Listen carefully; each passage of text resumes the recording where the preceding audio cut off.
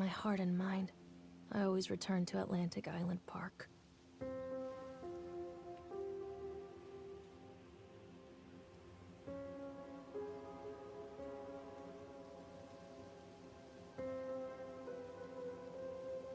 Where's Mr. Bear?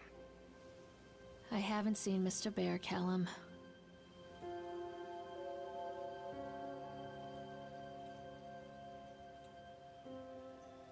Stay in the car. I'll go and ask information.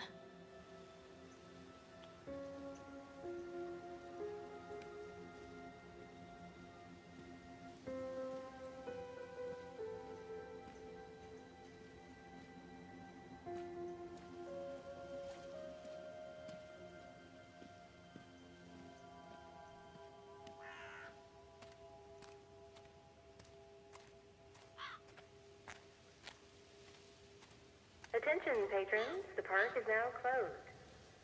Please make your way to the car park at your earliest convenience.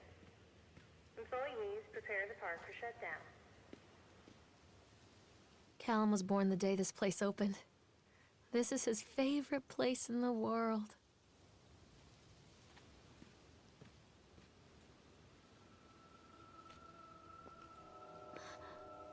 What?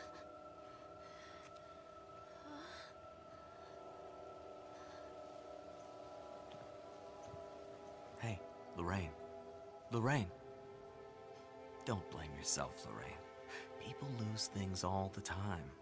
Take a deep breath and think about the last place you saw your son's teddy bear. Hey, stop! I think your boy just ran into the park. I'll unlock the gates for you.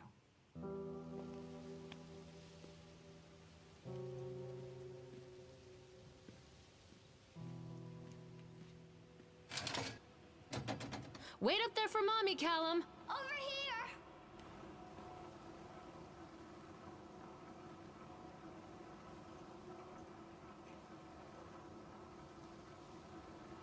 Wait for Mommy, Callum! This way, Mommy! There's something special about the entrance to an amusement park. A line drawn between the real world and the world of whimsy within. On this side, the apathy of our everyday lives. And on the other, anything we might dare to dream. It's no wonder Callum ran back inside. I wouldn't want to leave either. Attention, employees. The park is now closed. Have a safe journey home.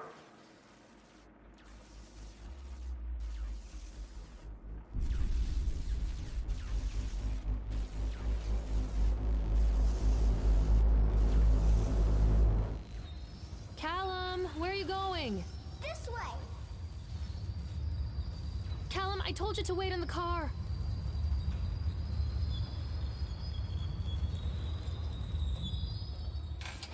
Oh, God. The park. What happened here? Callum?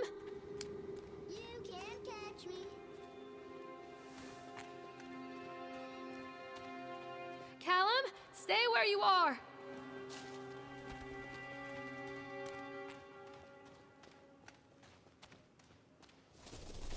Callum! Where did you go?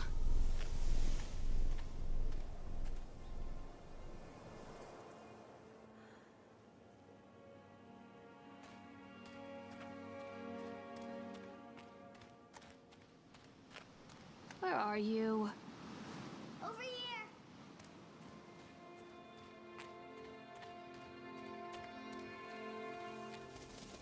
Hello? Over here! I think this belongs to Callum.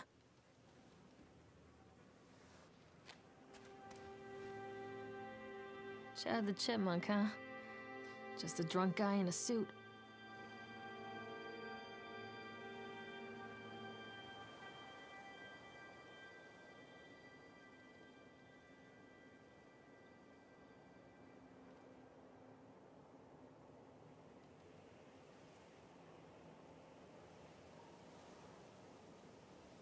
Mommy needs to see you, Callum. What's Catch me, this? Mommy.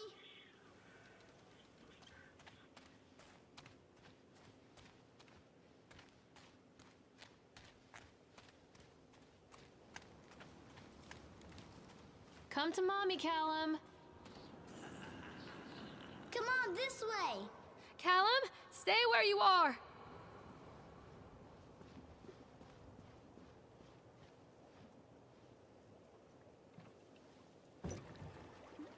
Mommy needs to see you, Callum. Come on, Mommy.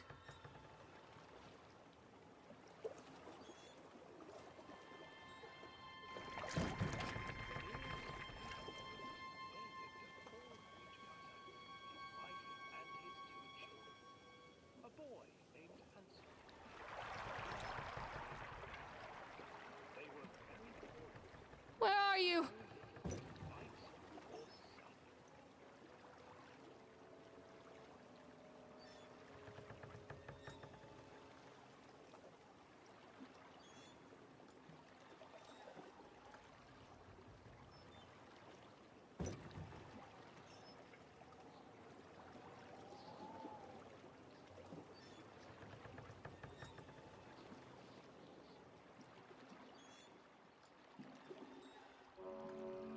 Near a great forest, there lived a poor woodcutter, his wife and his 2 children.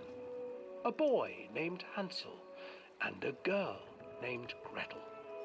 They were very poor and had very little to bite or sup.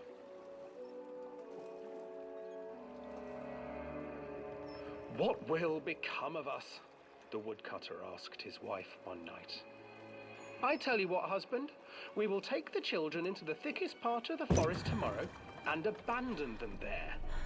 "No, my wife, I cannot do that," said the man. "Then we will all 4 starve, you fool."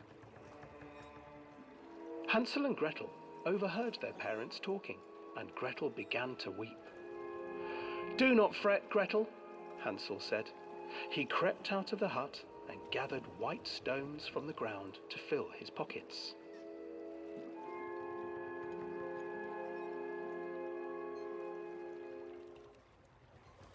The next morning, the woodcutter leads the children into the forest. Before they leave, their mother gives them a slice of bread and warns them that they will get no more food that day. Clever Hansel leaves a trail of white stones behind them as they pass into the woods. When their father leaves them, the children wait a while, then follow the trail back to their parents' house.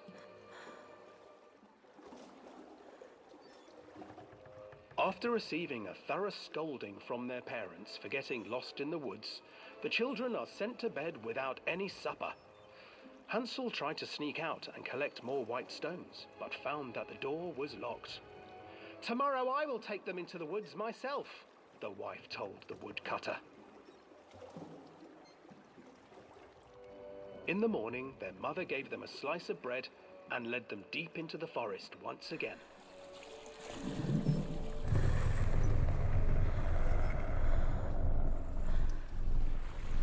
Hansel broke his bread into pieces and left a trail of breadcrumbs to lead them safely home.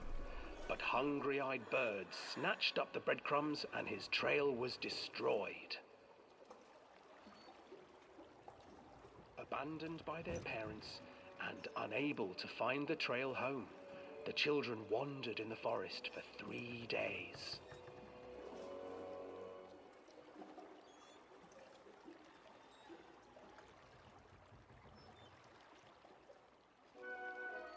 The children stumbled into a clearing with an exceedingly strange house. Its walls were made of gingerbread, and its windows were panes of clear sugar. Hansel, desperately hungry, ran forward and began to nibble on the walls.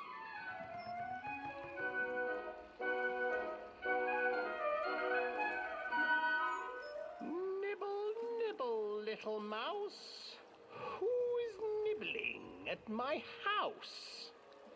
An old woman emerged from the house, sniffing the air and peering around with cloudy eyes. "Oh, you dear children, who brought you here? Just come in and stay with me. No harm will come to you." But Hansel and Gretel stayed back, for the old woman reminded them of their cruel mother. "Come, children, don't be afraid. I have something for you." The old woman offered them 2 enormous lollipops. The children took them and began to eat. "You see, nothing to fear here. Come inside," the old woman urged, and the children, still licking their sweets, followed.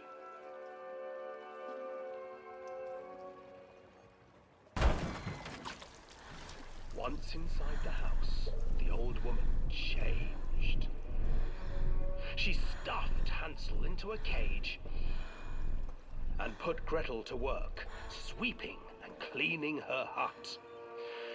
"Your brother will make a good mouthful," the old witch told Gretel.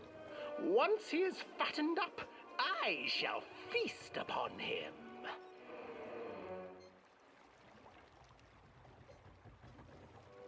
Time passed, and poor Hansel refused to eat, fearing the day that the witch would eat him. The witch, for her part, grew impatient.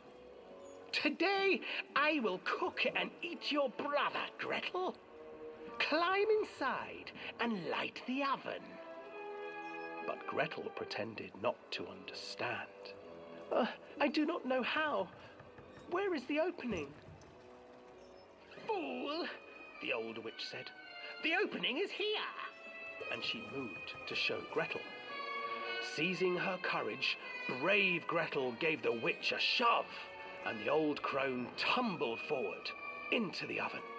Gretel slid a large iron bolt over the door to the oven. Gretel freed her brother Hansel, and together they lit a fire beneath the oven. And though she screamed and begged, the children sat by the oven until her screams had stilled, and the witch was cooked. And then, because even children can't survive on sweets, they divided up the body of the old witch and ate her.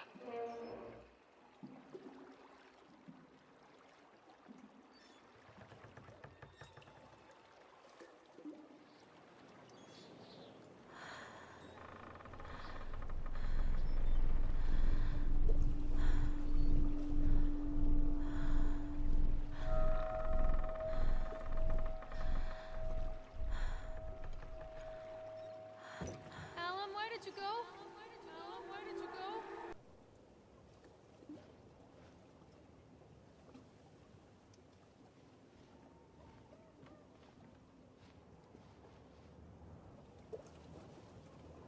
Hansel and Gretel. I used to read it to Callum when the electricity was shut off. Those poor children. The whole world against them. The forest, the birds, the old witch. Even their own parents. I used to imagine that Callum and I were the kids in that story. Not mother and son, but brother and sister, hand in hand against the unkind world. We were always hungry, looking for our own house made of candy, looking for the sweetness that could take the pain away.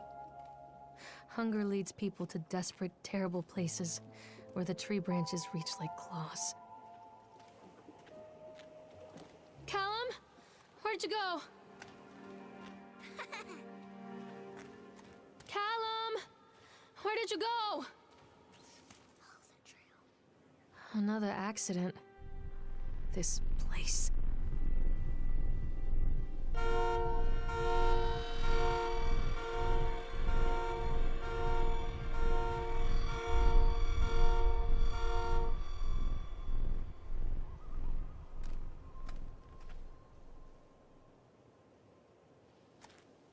Callum! Tell Mommy where you are! This way.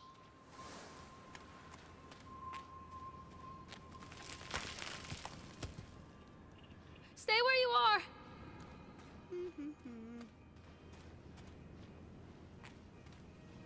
Callum, stay where you are! Catch me, Mommy. Callum!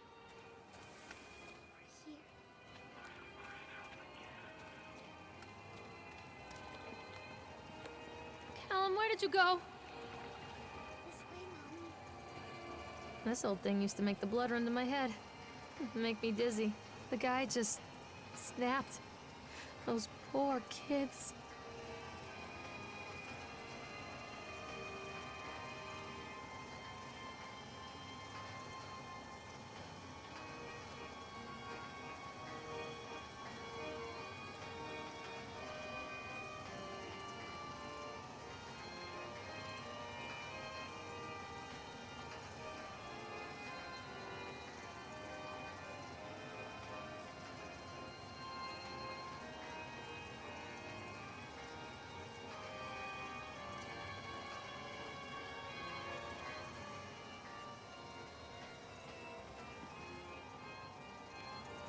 Callum? Come back, Callum.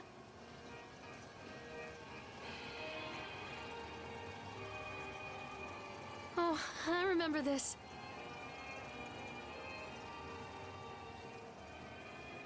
Callum! Mother Duck said quack, quack, quack, quack. Callum!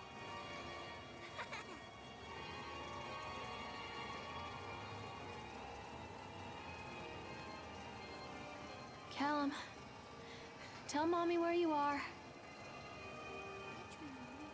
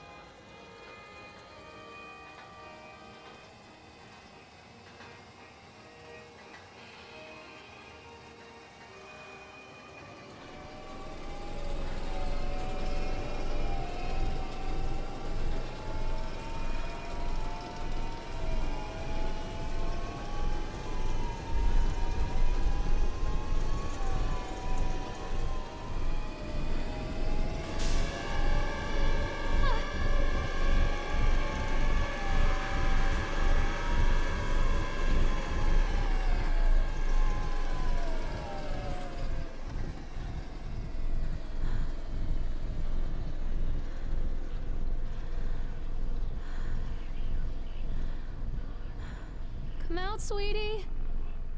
Catch me. Treachery hides in thoughts. Treachery that lashes like a whip and scars our insides. The first time I saw Callum, my thoughts betrayed me. I looked down at this wrinkled, red, bawling thing and I thought, is that it? We build our world from expectations, and the world that I had built for Callum was no different. He was so real, so there, and so far from my expectations. And they shattered, and as they fell in pieces, that one treacherous thought became a new foundation. All of the love that we shared, all of the warmth and goodness that followed, built on a single, traitorous thought.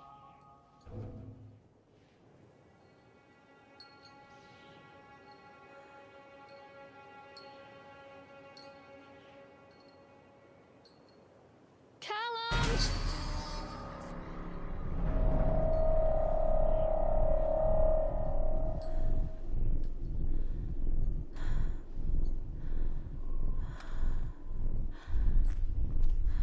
Callum, where are you?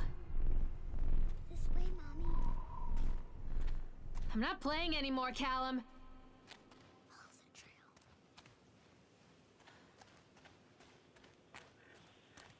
Come out, sweetie. Over here. Constant crashes and 80s music. I guess it floats someone's boat.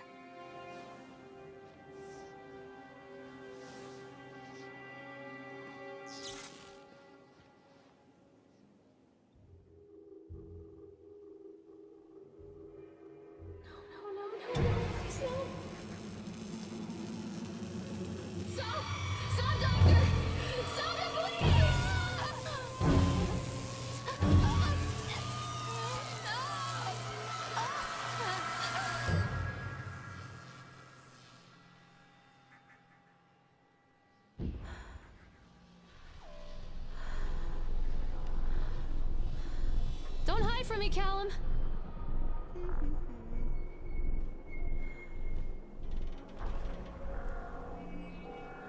Callum, tell Mommy where you are.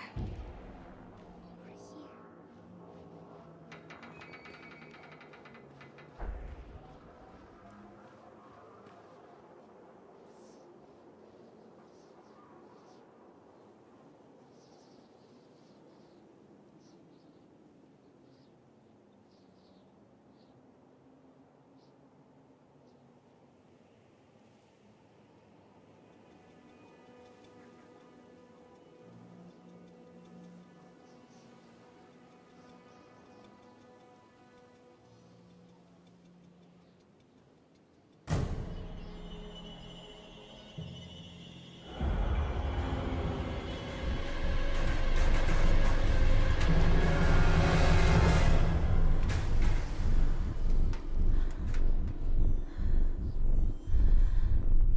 Where are you, Callum?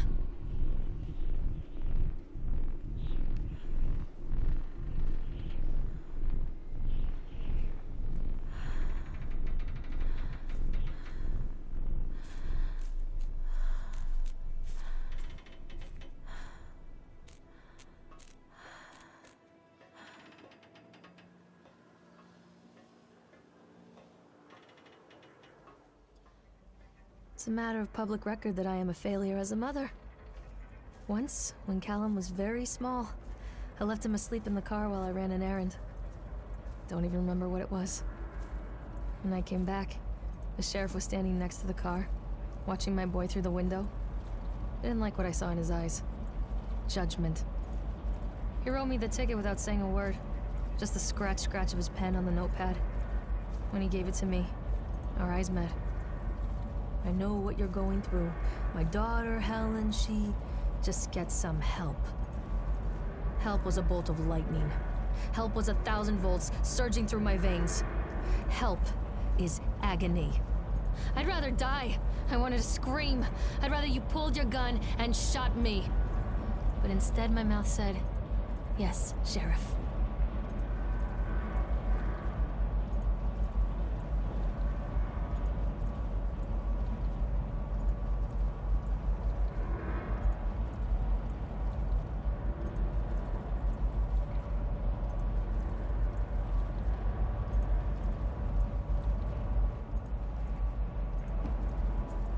Mommy is coming, Callum!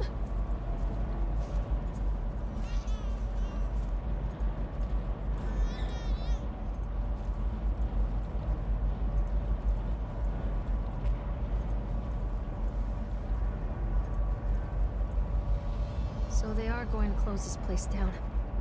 Doesn't surprise me.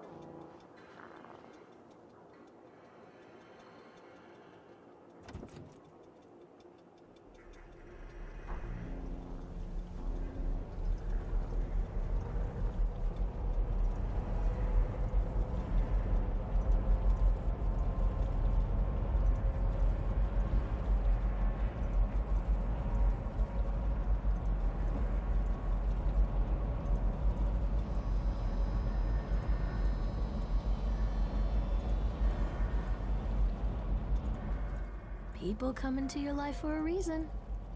Dad used to say that before Mom ran off. After that, he mostly just drank. Things were different for Don and I. When we met, I was sweeping the floor at Susie's diner.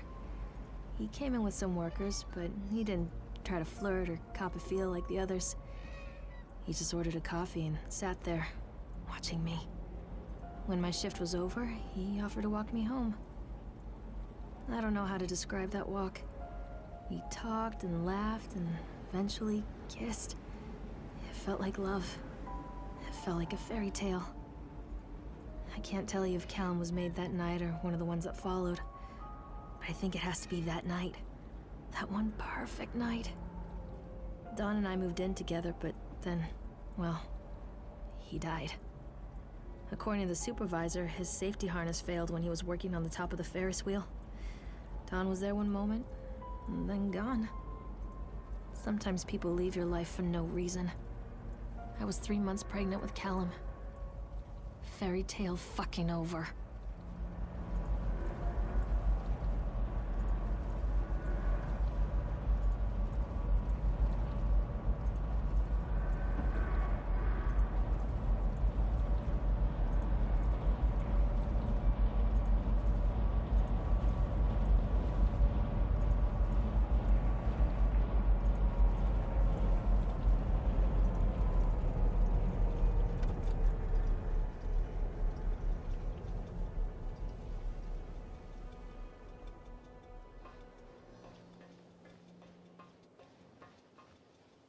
Where are you? Callum!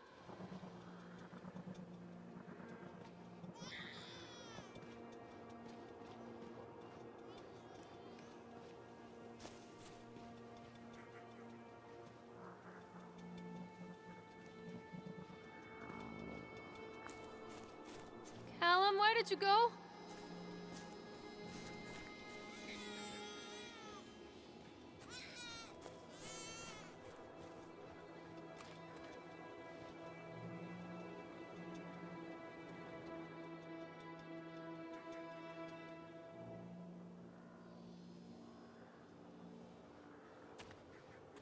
Mommy is coming, Callum.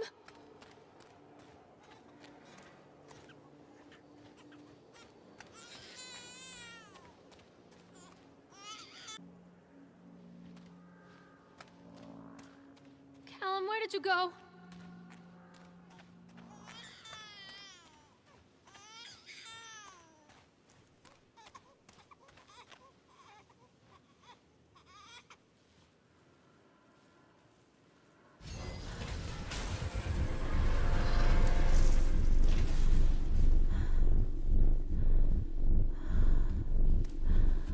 Stop hiding, Callum!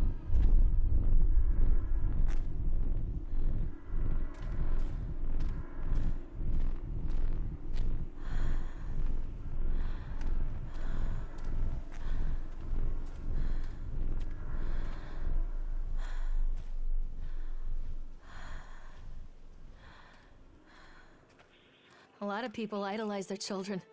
You hear them talking about their kids and just the way they talk, their fucking voices make me want to vomit. My angel likes to read, and little Johnny is so good on the piano. Fuck those people! You give up 9 months of your life carrying them, you traumatize yourself giving birth to them, and then you spend the rest of your life as their slave. Wiping asses, mopping up piss, feeding them. Little life-sucking monsters who take and take and take until... we all go insane. Any parent who pretends otherwise is just dishonest. That's called choice supportive bias. I am honest.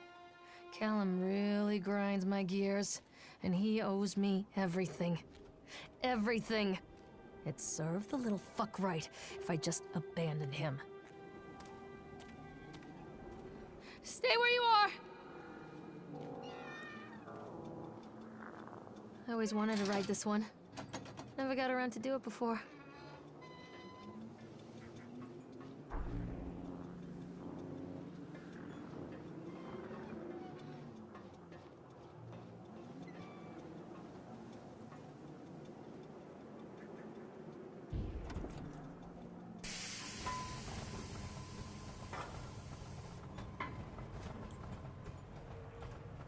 What do you want?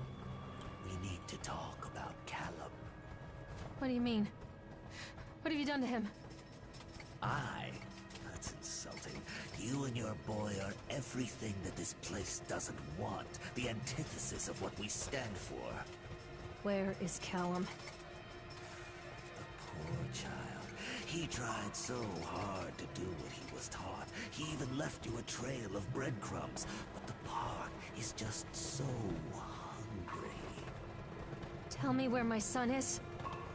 Witch has him now. Has both of you. No happy ending here, I'm afraid. Just leave me alone.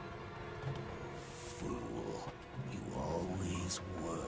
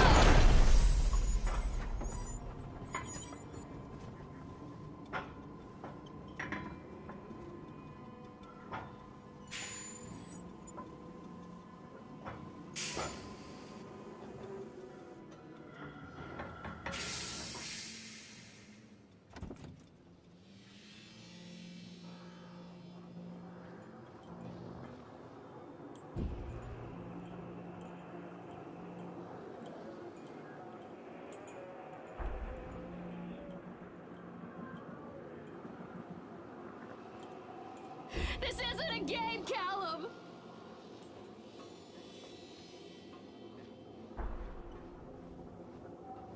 I'm not playing anymore, Callum!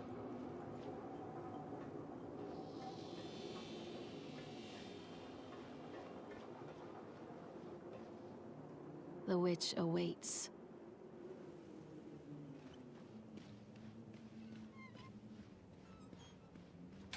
Callum has bruises on his arms, finger marks. Someone has been hurting him. I've asked him, demanded really, to know where he got the marks. But he doesn't want to answer me. Something has scared him into silence. He doesn't dare talk. He's been changing too. Something sinister lurks in the darkness behind his eyes. I catch him staring at me at odd moments. In the night, he tosses and turns and cries out words that I cannot understand. When I try to soothe him, he snaps and bites at my fingers. I think he wants to talk to me. I think he wants to tell me. But they are watching him every minute of every day. They are whispering to him in his sleep, changing him. They are taking my baby away from me. I can save him. And there will be pain. But I love him, and in the end, you will understand why.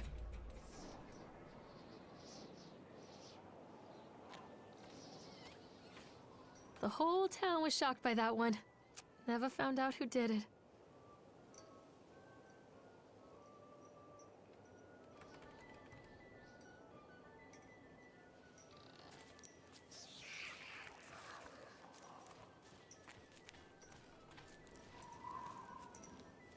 Callum?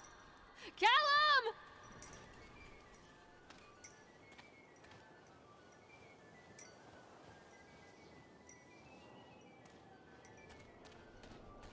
Come back!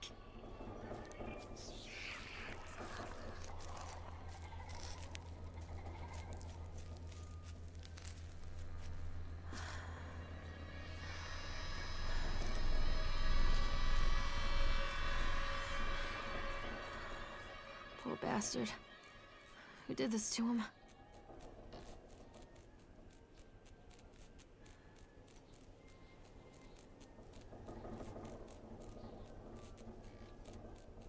Callum, where are you?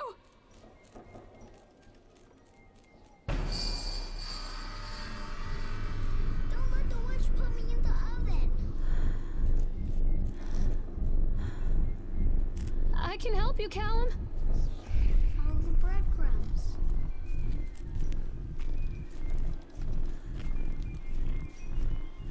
Callum? Callum! These are mine.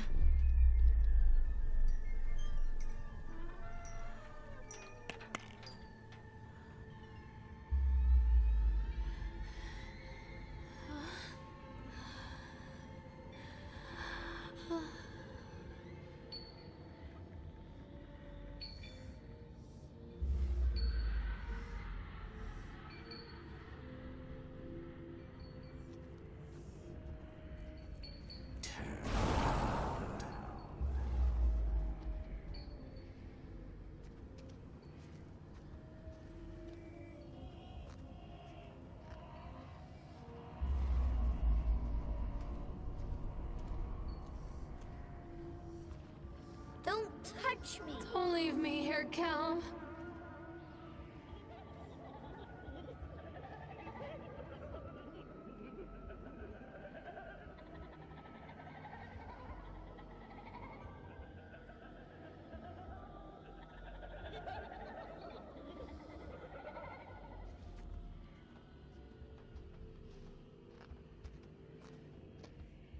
Forgive me, Callum.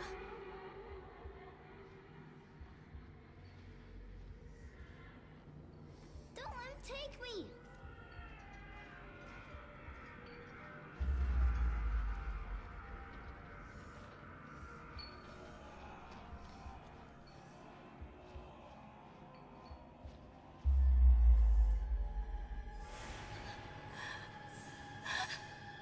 Oh, God, no.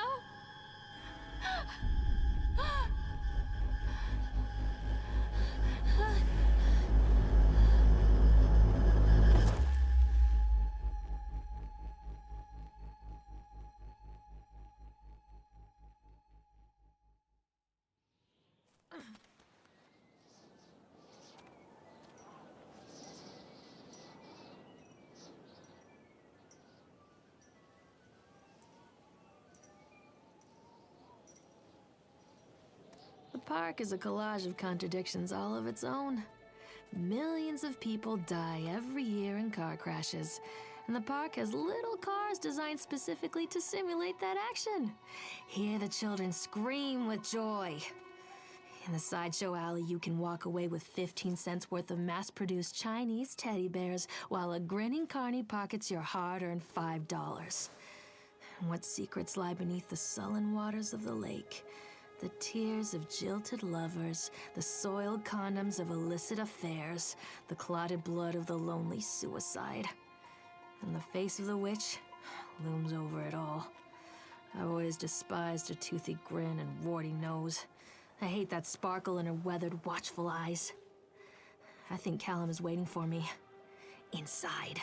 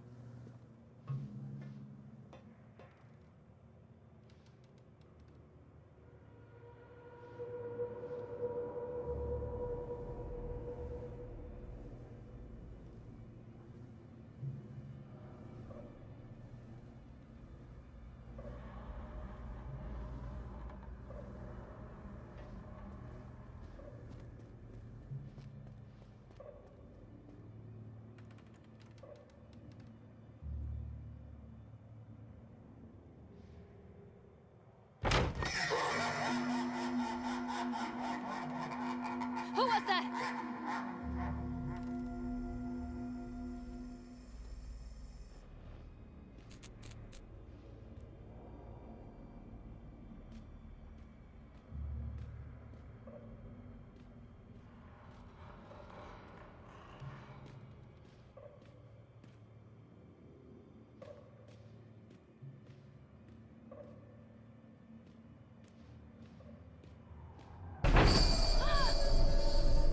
What have you done with him? Don't believe them. I'm a horrible mother. Where is he? Where is Daddy? Don't make me look at it. Get away!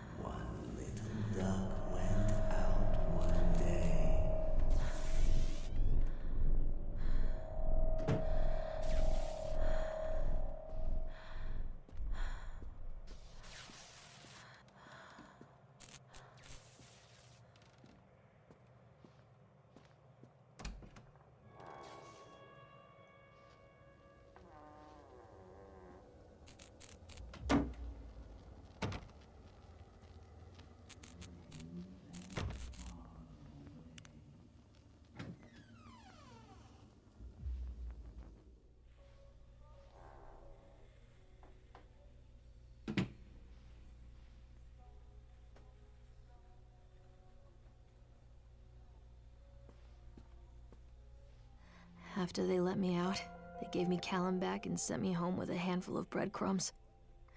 Home, bittersweet home. I barely recognized it. Where there had been color and light, there were shadows and regrets. Where there had been warmth, there was a bone-deep coldness that never went away.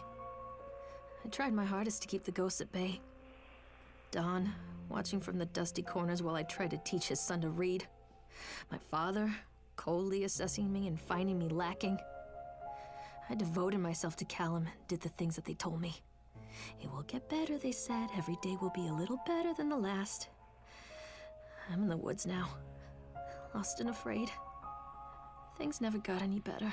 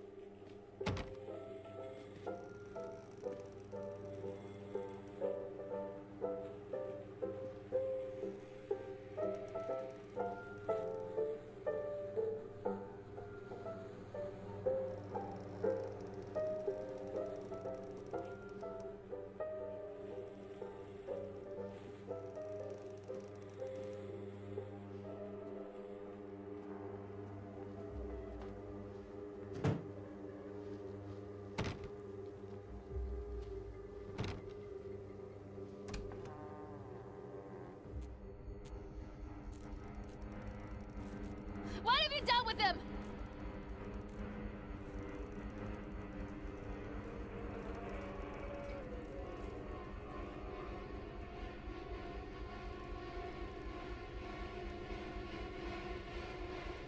Leave me alone!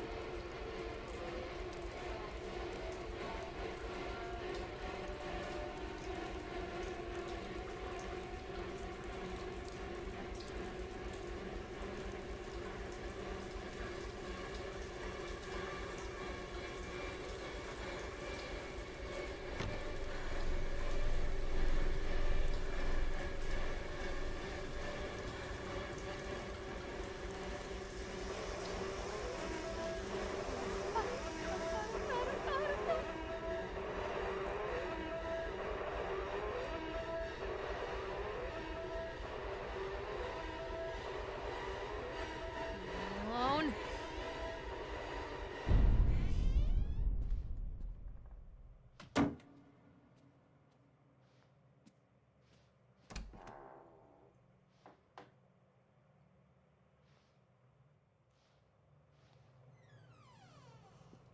Show yourself? Stories are told again and again, and from their shape we build our understanding of the world. Two children are led into the woods. They are lost for a time, but then are captured by an old witch. The child goes missing in Atlantic Island Park. He wanders lost for a time before finding his way into the mouth of an old witch. In the oldest version of this story, the mother and the witch were the same person. I never wanted to be the witch.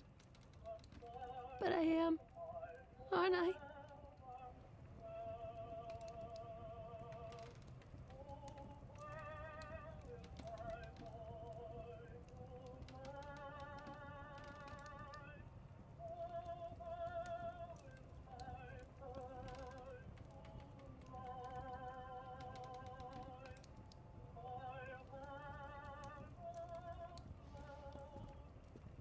Don't leave me!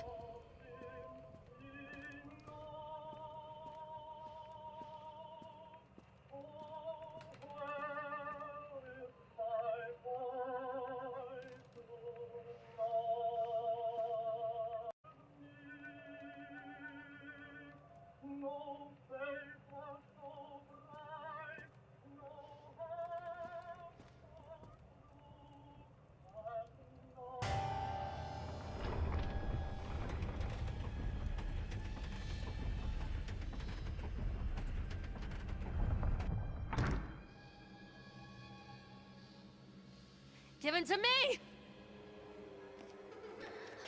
Callum. Callum! Callum.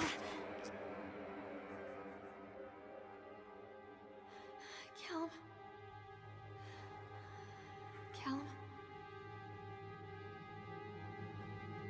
Callum!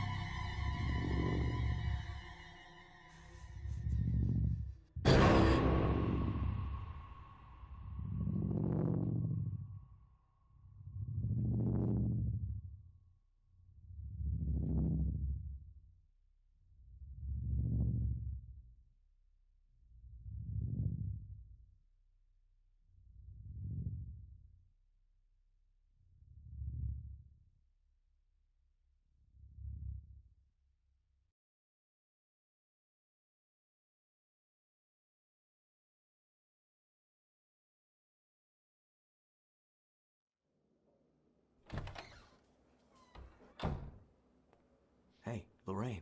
Lorraine. Don't blame yourself, Lorraine. People lose things all the time.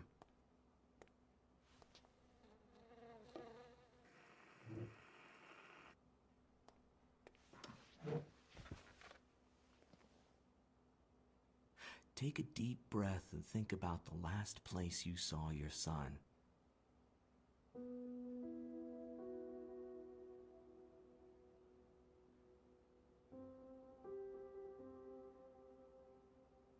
In my heart and mind, I always return to Atlantic Island Park.